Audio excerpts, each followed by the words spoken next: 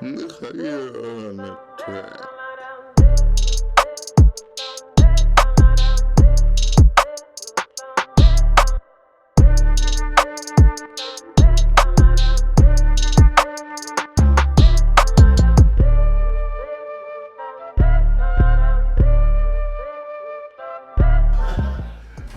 All right, we're live. We are live. Hello. Thank you everyone for tuning in to the Free Game Podcast. I'm super excited today. I feel like super blessed. I've seen Sadie 2 times today. I'm super excited to have you on the podcast. Thank you so much, Sadie. How are you doing? Well, thank you so much for having me on. I'm excited to chat with you today. I am doing swell, like you said, 2 times in one day. I mean, Right. lucky me. Lucky me to Blessing. see you. Right. It's a beautiful sunny day, so I'm excited. Right. I need to give you your proper introductory because you are all over Sioux Falls. If you guys don't know Sadie, send her a message. She's the most friendly, upbeat, awesome girl that I've ever met. I love Sadie. Sadie is the community outreach coordinator at downtown Sioux Falls. She is also a Leader of Tomorrow graduate and fellow sorority sister. And the social media coordinator at Lost and Found. Thank you, Sadie, for coming in. Thank you so much. Awesome. I seriously got goosebumps. Like, I Oh. wish we were recording my video right now because that introduction was beautiful. Good, Thank you. good. So I definitely want to talk to you about what you do inside the community, and then we're going to get down to the nitty gritty on why I was so wanted you on the podcast to talk about an experience that you just overcame. But first, let's talk about your job. I love you so much because you are young and you are growing your career. And I know we actually were in Leaders of Tomorrow together, so I know a little about your background, but kind of tell us where you're at in your career. Like, you just graduated college, right? Not too long ago. And now you're with the big dogs and the big leagues. How is everything going? Well, that's how it feels sometimes. Like, I just graduated and here I am thrusted on a pedestal, but we'll take it back to the very beginning. So I'm born and raised South Dakota gal. Had big dreams of moving out away after college, was that person that was like, I'm not going back to Sioux Falls. Right. I'm not going back to South Dakota. So then right away when I graduated, I got a job at DTSF. Right. And right it probably was and it was probably one of the only reasons I came back because I thought I needed this big city experience. But I loved my internship the summer before with DTSF so much that I was like, okay, this is lining up perfectly. And it was with the experience I wanted to gain. Mm-hmm. It was with one of my favorite mentors that that I've had for many years. Her name is Brian Manor. Awesome. And so she was at DTSF while I was graduating from college. So anyways, I've been with DTSF. I just celebrated my 2-year anniversary full-time with them. Yeah, a couple weeks ago. But DTSF is incredible. And what has drawn me to it, of course, downtown Sioux Falls is beautiful. And it has this kind of vibrancy and energy, especially within the last couple of years. And it's an exciting time to be part of it because there are so many people who want to change and make it better and come here because they know this is the spot to be. And I'm so excited to be part of it. And with downtown Sioux Falls, I've done everything from lugging beer at events like the Blackcardinc and Riverfest to having video, all types of stuff. Yeah, to like doing social media, to doing live interviews, to having seats with the mayor at certain panels like for the City Research Council. So it's everything, and that's what I love about it. But I think my favorite part, like you talked about, it was being out in the community. So I love the fact I can walk down the street and say hi to 5 people, whether they're business owners or community leaders. I mean, with Leaders of Tomorrow, getting to know so many other people. I mean, that's definitely my favorite. And now just navigating, not only being a young professional, but also a woman in a Midwestern place and finding my spot and not just being some blonde-haired, blue-eyed basic white girl where there's a lot of You ain't basic, boo. older white men in these positions of power and trying to navigate that and find my own voice. Right. That is where I am trying to grow and develop. Right. Okay, so let's go there. What are you doing to like grow those skills? And I know um, some of the things that we have on our list to talk about was like vulnerability. And in my industry with marketing, that's super important is that you have to be vulnerable to create content, especially create content that's personable. So how are you growing those interpersonal skills? Yes, yes, yes. I would say that I truly struggled with imposter syndrome. Mm, I felt like I could put on a good face and I felt like I could almost like pretend to be this confident person, but on the inside, like there were some times where I'd like really struggle in terms of like, do I deserve this? Or right. am I saying the right things? Mm-hmm. But then realizing through our Leaders of Tomorrow program, I am enough and I don't have to prove something just to know that I am enough. Right. And so interpersonally working through the fact that I do daily affirmation statements. I do my belief statement that I created in Leaders of Tomorrow. I do that every single day that tells me I'm worthy, I am blessed, I'm a positive person, and I'm worthy in this community. And doing that kind of work, it didn't change in one day, but doing it periodically and realizing I have a voice and my voice is a powerful one. And I have a position in this community, not only in downtown, but also in Sioux Falls, that I need to use it in an empowering and positive way to make changes that will help us right now and in the future. So that was really high level, but I would just say like working through vulnerability and talking about Brene Brown. Okay. I did an audiobook by her and realizing that we all have this armor up and that if we talk about our true selves and talk about our true feelings, that's what's going to make us work better together. Right, right. And I'm sick and tired of putting that mask on and putting that face on. Right. That's so kind like of that's our bloodline here at my business too is communication and feelings. Like we talk about our feelings and emotions a lot. Like how are you feeling? Like is there anything we can do? Is there, you know what I mean? Is there something bothering you? Are you happy? What are your wins? And talking through that and not, because I feel like up into, very recently, it was kind of a faux pas thing to talk about as feelings and communicating openly. Like it was not something that was normal. So I definitely try to normalize that. And people watch me like parent my kids, and I'll be like, okay, well, what triggered that? Like, can you go back to figure out why you're upset? And let's try to solve that problem. You know what I mean? And people are like, what are you doing? I was like, it's going to work when they're like 15. They'll get it later. Right now, it is a little quirky, but that's how we operate over here.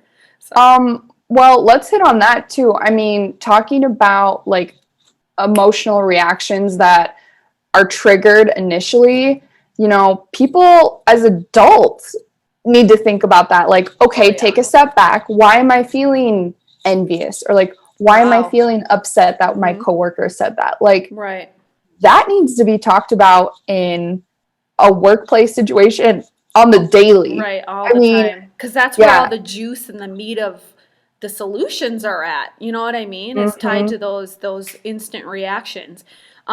If you guys aren't aware, there is this exclusive club called LOT, Leaders of Tomorrow, and we learned so many skills there. It's run by Think 3D, Tamian and Vani. That's where me and Sadie met, but we got so much valuable information from that course that we took. And a lot of it was this emotional intelligence piece. So let's just segue to you had COVID-19. Dun, yes. Dun, Dun, dun, dun, and I'm still here. Yes, and you have a smile on your face and you're happy. And the first time I heard that you actually had COVID-19 was on the news. And my first initial reaction was, okay, I need to text her and make sure she's cool. But then the second reaction was, that was freaking brave to do. Because a lot of people probably would just shut their doors and deal with it and then come out on the other side and act like nothing happened. But you took a different approach. So let's talk about how you found out you even had COVID-19. Yeah, I think that's a great spot to start. Right. So this was the last weekend of May. Okay. And I woke up on a Saturday morning Mm-hmm. and I had 0 sense of taste or smell. Okay, so let's break that down. Like you put something in your mouth and all you could feel is just an object and it wasn't. Yep. Is that what it feels like when you lose that? Yes. So my roommate on Saturday morning was making coffee. And usually I can smell it. She has great coffee taste and I couldn't smell it at all. And like, that's one of those like little simple things that I absolutely love. So I was like, what in the world is going on? And then I tried to eat something. Right. I think it was like pizza. And I was like, what? I can't taste this at all. And so the only thing I could actually really like feel or taste, air quotes, was salt. And so I'm like, this is really, really weird because sometimes I have a little allergy, like congestion, and that's when you can't taste or smell anything, right, of course, because you're all stuffed up. But I wasn't. I was completely fine, clear, breathing fine. So I didn't know, it was kind of weird. And then that was Saturday. And I'm like, okay, well, I'll kind of watch this because I didn't really know at the time it was a symptom of COVID. I always thought it was like the more serious ones, like fever, fatigue, death, like chest heaviness, can't breathe. Yep. And so it was that. So I'm like, well, it's just a taste smell thing, whatever. And then actually, so that was Saturday. And then the next Sunday was when the peaceful protest for Black Lives Matter was happening. And then there was the information that was being distributed throughout organizations in Sioux Falls, the community organizations of Sioux Falls, about potential rioters and rioters that had the intention to damage businesses in Sioux Falls. And so at that time, my mind was completely shifted into that gear. And so were you having to work with downtown Sioux Falls to like spread the message? So you had to actually just start working? Yes. So the next day we went right into mobilization mode and just wanted to communicate to not only the downtown Sioux Falls businesses, but the community about what we had heard and what we had found out. And so we were just trying to do that. And then we actually came downtown as a DTSF organization with other volunteers and just tried to move different objects or try to help businesses move chairs and tables into their businesses. And so thankfully, and then I actually went to the protest itself with a mask on and everything. And the protest was beautiful, powerful, incredible. And then I went home. Thank goodness. And then I went home afterwards and watched the live coverage and just didn't really know what to expect for the next day in terms of those potential rioters with ill intent. And so thankfully it didn't come to downtown with the ill intention for the rioters. But that happened the next day. And then on Monday, I still could not taste or smell. So that's when I called the hotline and said, hey, this is my symptoms. And they said, get tested right away. So got tested on Monday, found out on where'd you go Wednesday. To get tested? My healthcare system is Avera. And so we pulled up, they had a line of cars, and then they came and tested you. And I got to give props because everybody I talked to on the phone, from the South Dakota Health Department to Avera, They were so nice because I think they could tell, like, in my voice, I was kind of like nervous or shaken up. Right. So they were so nice. And then I get there, and there is a young woman in full-on scrubs, full-on like hazmat, Right. and it's like 95 degrees, and you can see her just sweating, and she is like in a shed, like taking everybody's information down. So then we go into the garage, and I'm by myself. How many cars were in line? Probably 3 or 4 in front of me. Mm-hmm. And then we got to the actual testing part. And again, the nurse says it was hot as heck in this garage. They are in full gear, and they were nice as can be to me. And yep, they did. They had a long swab, and then,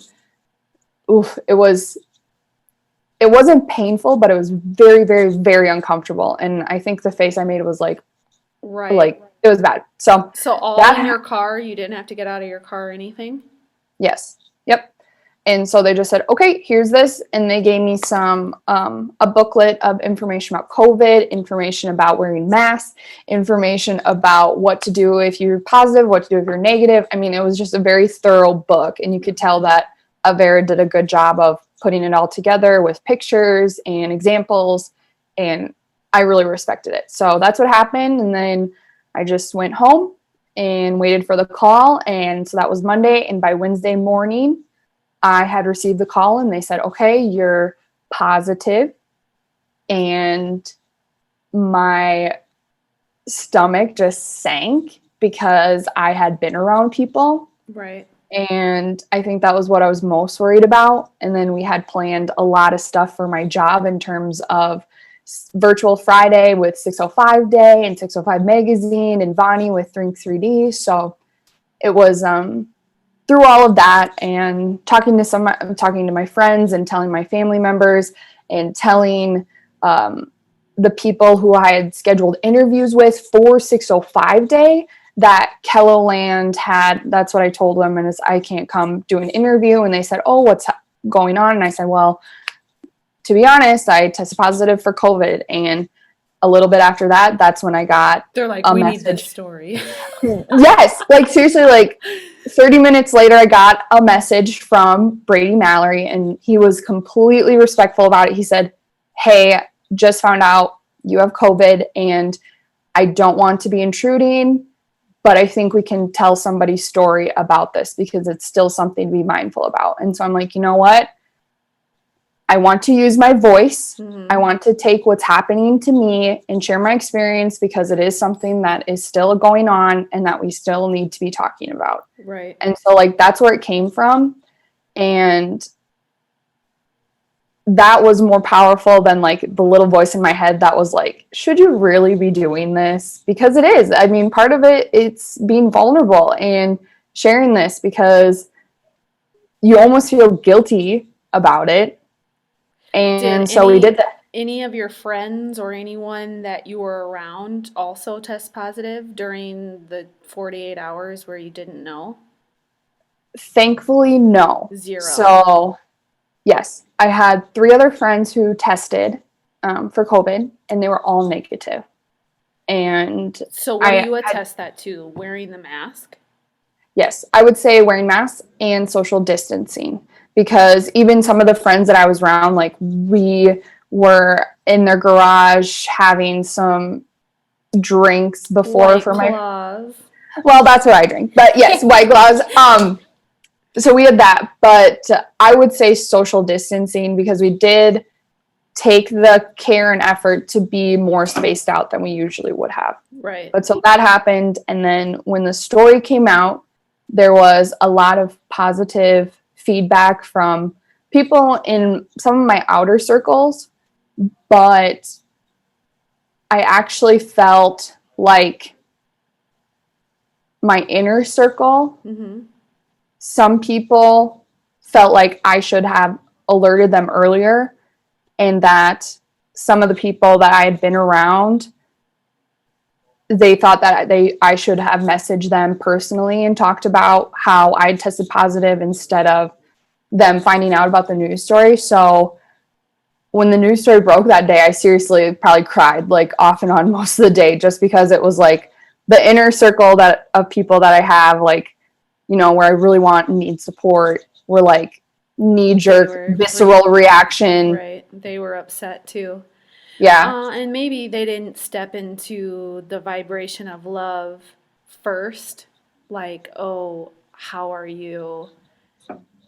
How are your feelings? How are your emotions? And then go back to themselves and their safety too. But this is like a new arena that we're living in, you know? So to think that you would operate and do everything perfectly right is not Exactly. it's not a realistic scenario because there's so much that goes on. I mean, I just think back when my kids get sick and it's just your brain's just spinning around and you're trying, oh, and then you just kind of can spiral if you don't get a hold of it right away. So how did that make you feel initially after the story broke? So my assumption is that that story came out so fast that you didn't even get to send the messages out. Is that what happened? Yes, that's pretty much exactly what happened because it was very fast paced in terms of I found out Wednesday. With Keloland, I'm like, whoa, that came out super fast. Yeah, and again, respect to Keloland because I thought they did it in a very tasteful manner because Brady and I had discussed what this story was going to look like, and I just said, you know, I want to share this because it's a classic. You never think it's going to be you story, right? But I want to share that it's up to everybody what decisions they make. But if they do make decisions to be around people or go out to places, just be smart about it. Because I truly believe that if we would have a month and a half ago when I was around a person who was positive for COVID-19, if I would have been more mindful of social distancing or wearing a mask, I believe I wouldn't have gotten it. So that's what we talked about, and he did a great job of keeping it tasteful and respectful. But it hits me in the soul when you talk about like this is a thing that is new to everybody, and I know I didn't handle it perfectly. I could have done things differently, but things are getting better now. Right. But it was just like that. It was just COVID on top of like the safety aspect with the potential rioters, and then with work, just having a busy spell with like something great, like a celebration, like 605 day. And I wanted to be a part of it so bad, but I had to take a complete step back from it and just watch. And, you know, it was just a lot. And then having to do it all by myself in my apartment. And it was really tough. So, okay, let's walk through that. So you quarantined obviously for how many days? So this is what I found out. If you test positive for COVID, you self-isolate. So that's the term you use for a person positive. When it's a person who's been first contact exposed to COVID, it's called quarantine. So what I found out was that from the beginning of my symptoms, so that would be like that Saturday. 10 days after that, they said, I am clear to go. I'm good. For people that I had been in contact with, from the day I was in contact with them, it was 14 days of quarantine for them. So that's what I found out the difference is. But I had been in my apartment. I'm a privileged person in terms of I can work from home. I have a salary. So I was just working from home and I felt fine. So I could actually still do quite a bit of work. Right. But being by myself when I have one roommate who is one of my best friends. And so where did she go? Did she leave? She has a farm in Minnesota with her family. So she just stayed there and she can also work from home. So that's what she did. Did she get tested? She got tested, and they were when I talked to Avera, they were most worried about the person who I would live with. That's what they were most concerned about. And so luckily she tested negative and she's still doing good right now. But she was gone. So I had never felt that kind of isolation before in my life in terms of like, I've never lived by myself. I've always had my family or my roommates. I've never had it where I can't leave my living area. I've never had it where somebody can just come crash or come over and hang out. Yeah, watch a movie and yeah. So I've never had that before. And so it took me a couple days to be like, I don't know. It was just tough. And so what was your thought? What were your thoughts when you were in quarantine by yourself? Were they positive? Were you scared? Well, I think initially, like, even learning I was positive, and then like what had transpired between like people I'd been around, like my first feelings were guilt. And then I'm like, okay, take a step back, because this really could have happened to anybody. And it's not my fault.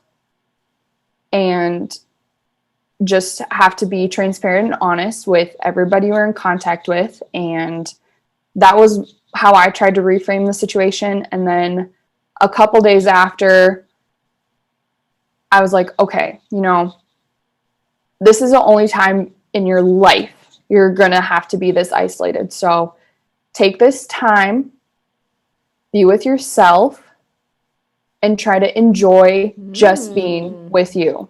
What a good twist. And so on Saturday night, I had myself a glass or bottle of wine. And I did a little like art activity. And listened to one of my favorite podcasts that I haven't listened to in a long time. So that was for me like a transitional period in terms of like, how can I reframe this situation? Wow, that's powerful. Can I reframe this positively? That's powerful. How are you getting your food and your supplies? Like, I mean, I like spinach, and I need spinach like every 2 days. Well, it's funny you say that too, because I didn't get my taste or smell back for a week and a half. So I was like, give me all the kale, give me all the superfoods, like just let me like you just charged up. Just let me. So like I was eating kale, but I did get one Walmart pickup, because I live right next to a Walmart with my apartment. So I got one Walmart pickup grocery, but that order lasted me, and it was good for the summer diet, if you want to say, because I was like, I don't really feel like eating treats because I can't taste them. You came out great on the other side, I feel like. Stronger.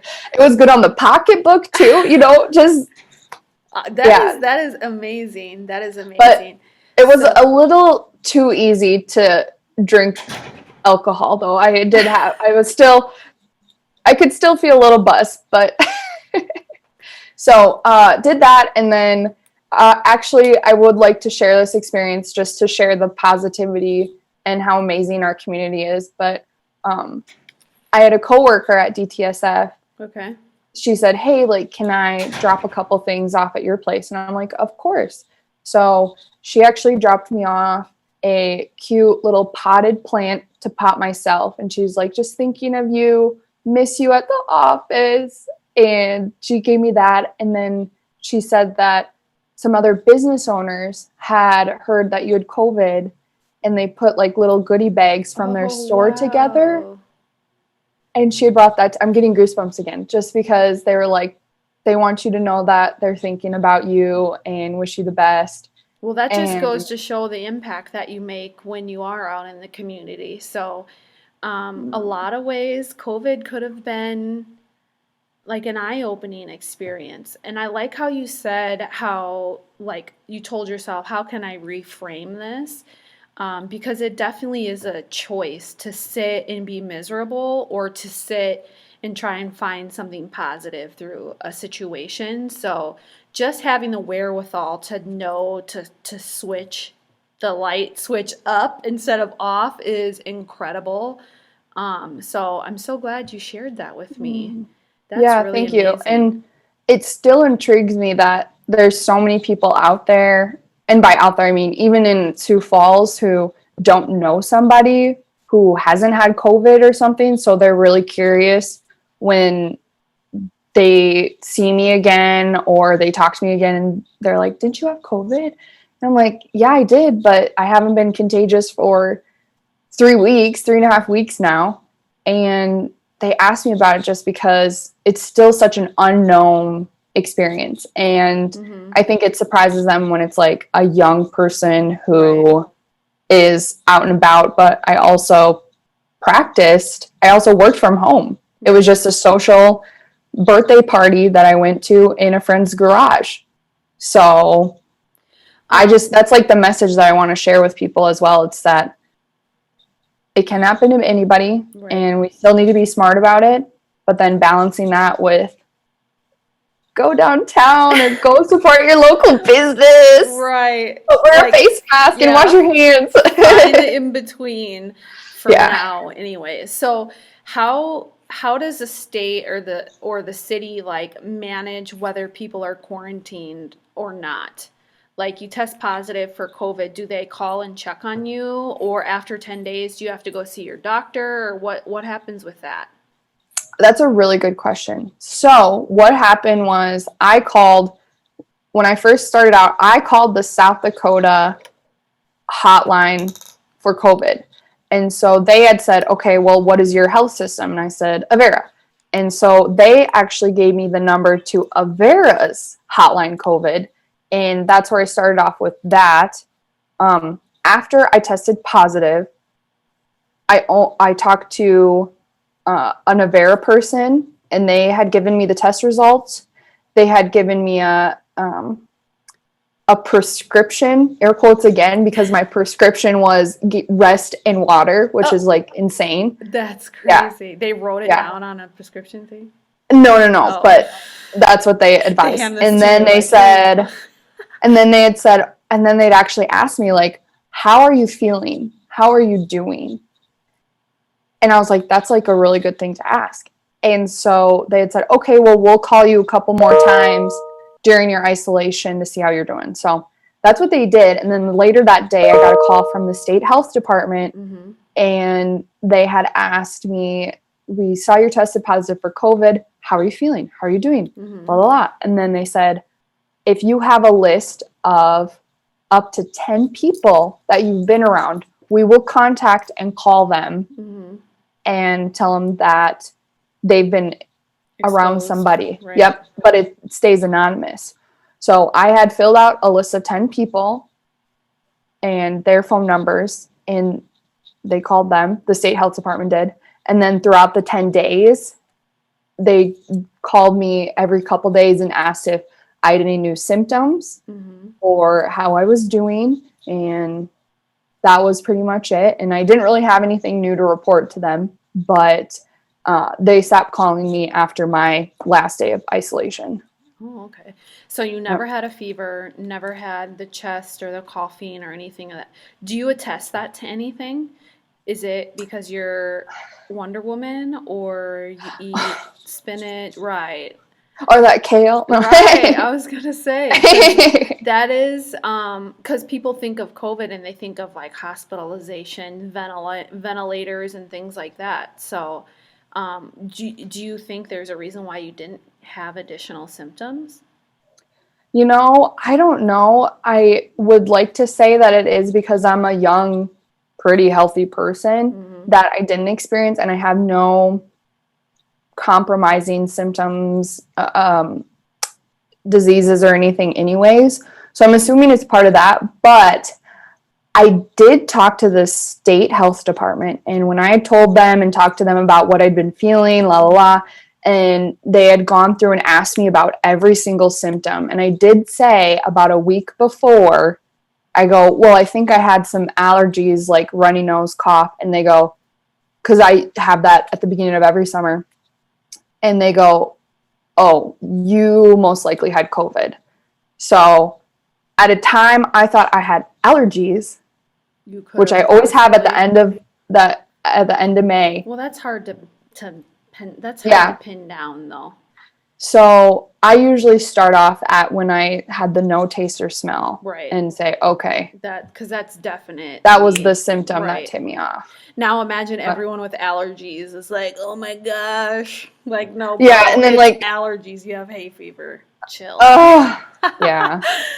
Well, that's so awesome. Thank you for sharing that.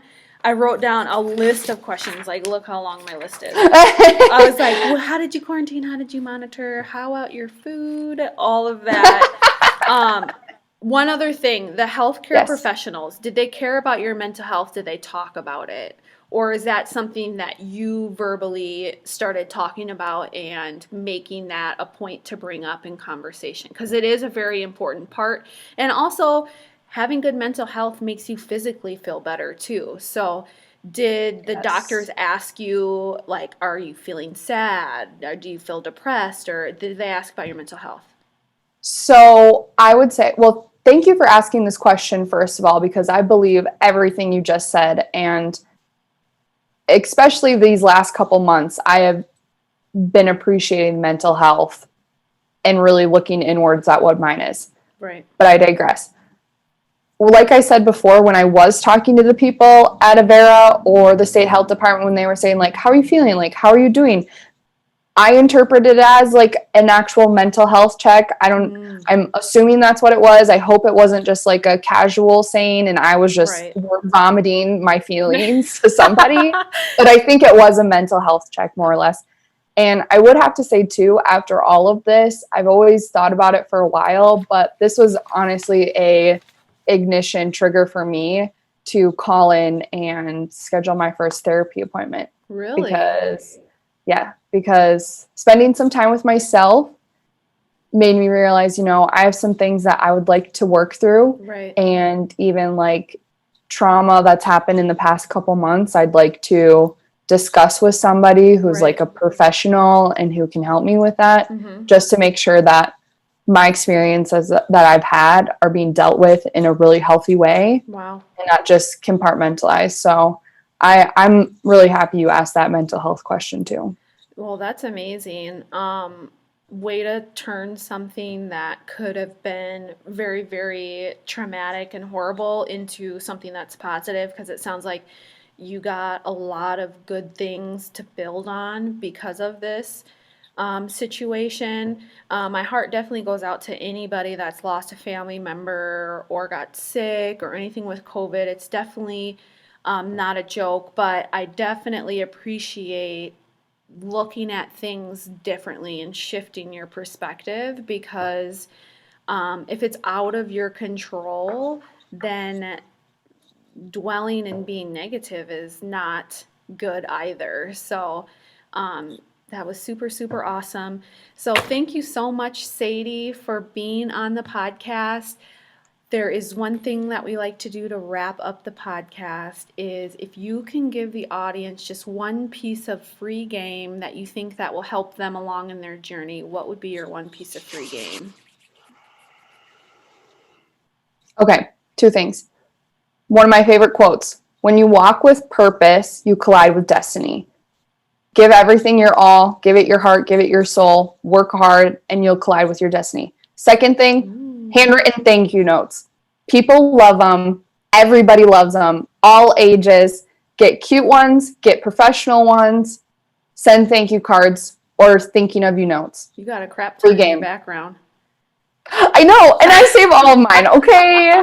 I do. Thank you so much, Sadie. Those are awesome free game. Thank you guys for listening. Thank you for being vulnerable and sharing your story. I know that this will impact somebody when they hear it, so I so much appreciate your friendship. And we need to reschedule that happy hour date that we had. Yes. All right. Love cool. it. All right. Thank you, guys. Have a great rest of your day. I gotta cut this other one off. Cut it off. Look how you're on the track.